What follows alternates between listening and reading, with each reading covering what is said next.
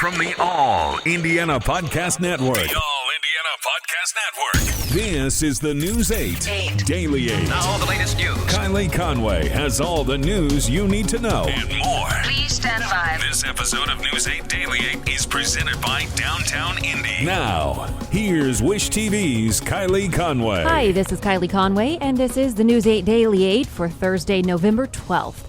After a very cold start, a frosty start, an average and bright fall day will be the story for your Thursday. Skies will be mostly sunny and will top out in the mid-50s for our high temperatures. And today, Marion County officials will announce if there will be any further coronavirus restrictions after Governor Holcomb tightened them statewide. New rules will take effect Sunday in all but 5 Indiana counties. Holcomb says the state will no longer use stages of restrictions. Instead, he's using county-specific restrictions based on a color-coded map. News 8's Julia Dang explains what's changing here. We are in the midst of a second surge. COVID-19 cases and hospitalizations have hit an all-time high in Indiana. The 7-day test positivity rate is now 10.3%, up from 3.9% in September. Last night, I worked my regular shift in the emergency department and treated more COVID patients than I have seen all year. The state is now turning to a 4-tiered, color-coded map to lay out new restrictions. You only see 3 colors here because no Indiana counties are currently in the blue, the least dangerous tier. Social gatherings will be limited to 50 people in counties with orange metrics and 25 people for those in the red status. Special events that exceed the capacity limits must be approved by health officials. Only Fulton, Putnam, Monroe, Crawford, and Switzerland counties are yellow and don't have new restrictions. In orange counties, indoor extracurricular activities for K through 12 students will be limited to 25% capacity. In red counties, only participants, support personnel, and parents or guardians may attend these activities. And in both orange and red counties, non-parent or guardian spectators will not be allowed at recreational athletic events. Why did it take so long? We've been very methodical and data-driven. The governor was questioned during a State House briefing about why he didn't implement these restrictions earlier. The state's COVID metrics have been deteriorating for weeks. I guess you could always Holcomb indicated he wanted to give Hoosiers the opportunity to responsibly adjust to Stage 5 and denied any of his pandemic-related actions were politically motivated. Unfortunately, too many of us and around the country have let our guards down and either assumed we won't get it, or if we do, so be it. I'm Julia Dang for Wish TV, wishtv.com, and follow us on Facebook. The state is also providing more than $20 million to help with things like new signs and reminding people to wear face coverings. As for Marion County, today, Mayor Joe Hogsett could announce new restrictions for bars and restaurants.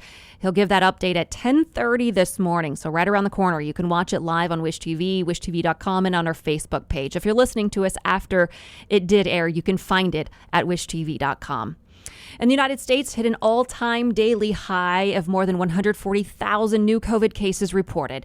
John Lawrence reports what health officials are already saying about the pandemic in 2021. COVID-19 is tightening its grip on the United States. There's been a little dip here and there, but now we're basically going into exponential growth. According to Johns Hopkins University, there are more than 10 million known COVID-19 cases in the U.S., and nearly every state is seeing a rise in week-to-week infections. I am really frightened by the spike that we're seeing in cases right now. Many hospitals across the country are overwhelmed, including North Dakota, where facilities are at full capacity. They're already, figuring out how to send patients to South Dakota and Montana now. Although drug makers like Pfizer and Moderna are making medical strides, vaccination is not going to be a fairy tale ending to the pandemic.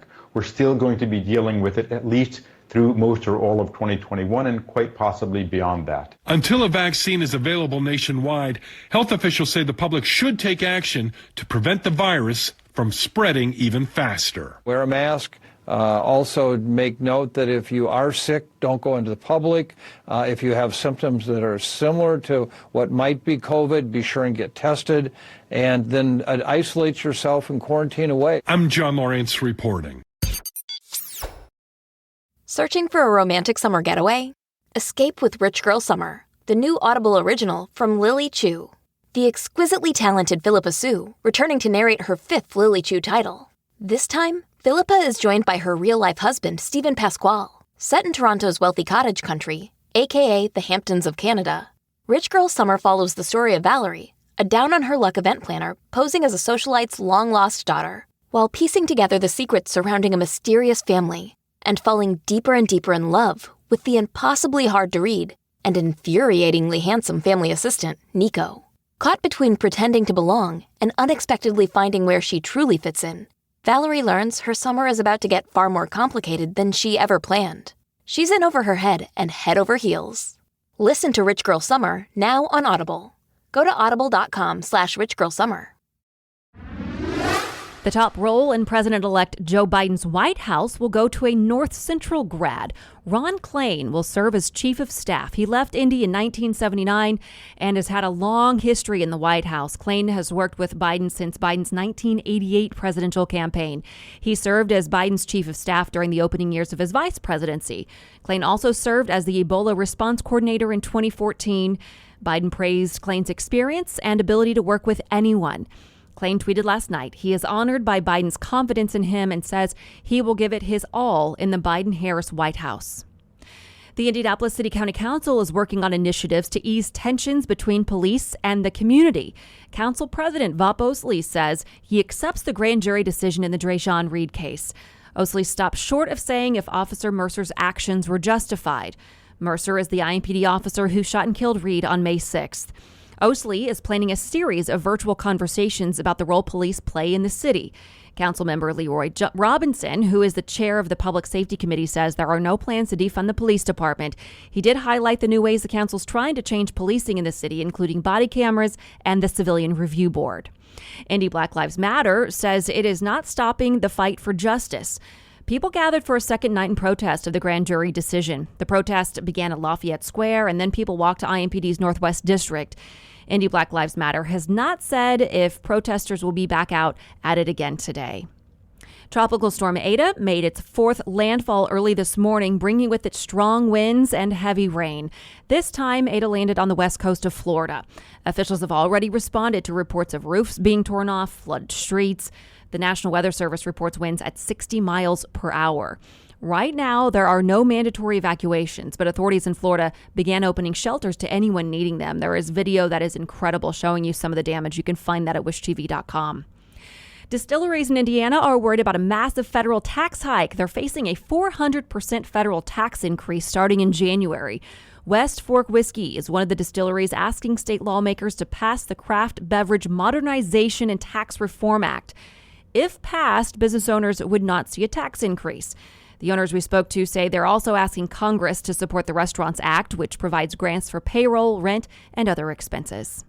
Now to the Colts. The team makes its first primetime appearance this season, taking on the Titans in Thursday Night Football.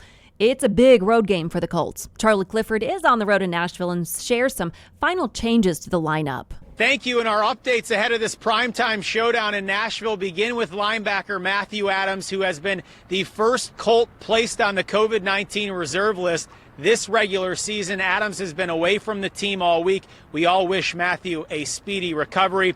On the injury front, T.Y. Hilton will play against the Titans. Jack Doyle will sit with the concussion. Frank Reich, it's time to prove his team is a contender.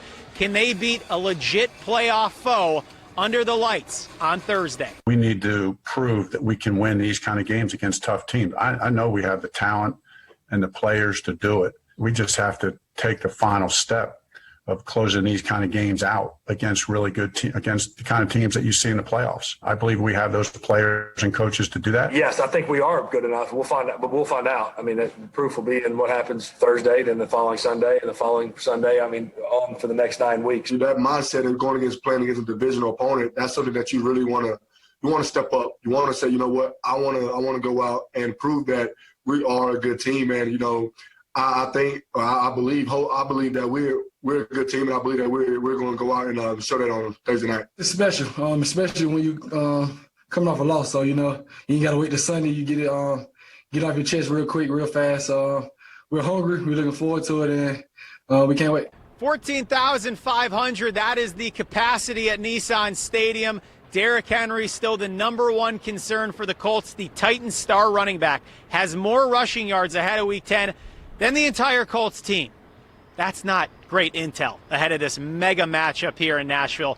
For now, Charlie Clifford, Wish TV, wishtv.com, and follow us on Facebook. Tonight, immediately after the game, make sure to switch to Wish TV for the Real Mechanical Post-Game Show. We'll have live reaction from Frank Reich and Philip Rivers on Wish TV. This has been your News 8 Daily 8 for Wish TV. I'm Kylie Conway.